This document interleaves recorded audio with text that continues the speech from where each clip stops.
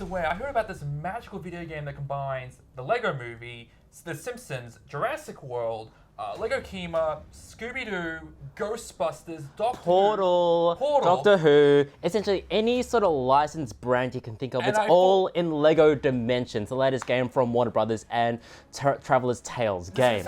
It sounds incredible. Like, what is Lego Dimensions? It is Lego. It Okay. is a Traveler's Tales Lego game, Okay, I but like with those. more pop culture references and the figurines, which is probably the most distinctive elements of this game. So basically, this is a Lego game mixed in with Toys to Life, because we have Gandalf, who's kind of missing his hat, but still. They can't see that on the camera, but yes, it has all sorts of of minifigs that you can build in real life and then implement in the game like you would your Toys to Life games. And indeed, it's this physicality which is probably the best thing that Lego Dimensions has going for it, because the portal that you see that you use in the game, you have to build it, as in you get your basic base, but you have to get the Legos out and you have to go through the assembly instruction booklet and then build it your own gosh darn self. Same with all the vehicles. So, and the physicality continues on from there. Regularly during the game, to solve the puzzles, you have to move your characters around on the various segments of the portal. That sounds kind of distracting. It would in theory, but in practice, it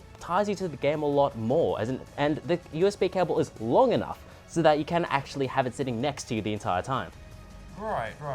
So, I guess in that case, it's probably the best of both worlds. Like, it seems like a decent Toys to Life game, but what about the actual gameplay? The actual gameplay is probably the part I liked least about the game, because it is fairly stock standard Traveler's Tales Lego game in that you're running around destroying environments to essentially get Lego pieces so that you can construct the cure to the obstacle and move on and on. You have fairly rote boss battles. The puzzles become formulaic after a short time, and the game just abides by the rule of three so hard. And that, like, due to this formulaic aspect, it even at 8 to 10 hours long, it overstays its welcome. But I can have Doctor Who and Homer Simpson team up, but that has to be like the greatest game ever to like 5 people out of there.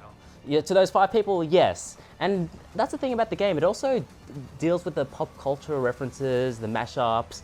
It deals with that fairly well, because we are talking about Traveler's Tales here. So the writers' crew, they have that sort of family comedy sort of sensibilities to them. You can imagine the voice actors, who are all top tier, by the way. You can imagine them doing the DreamWorks smirk the entire time. But fantastic. it's still clever-ish writing, I guess. It wasn't completely cringe-inducing. So in that case, then, it sounds like, okay, I like Toys to Life. I like the Lego games. Would you recommend it after all this? You like Lego games, so yes, this will be it's a good entry into the toys to entry genre. It's still very much the first entry in a long franchise, what will be a long franchise. Oh yes. I dislike the Lego gameplay of it, the formulaic aspect, but otherwise it is still a solidly presented title. It's got Homer Simpson.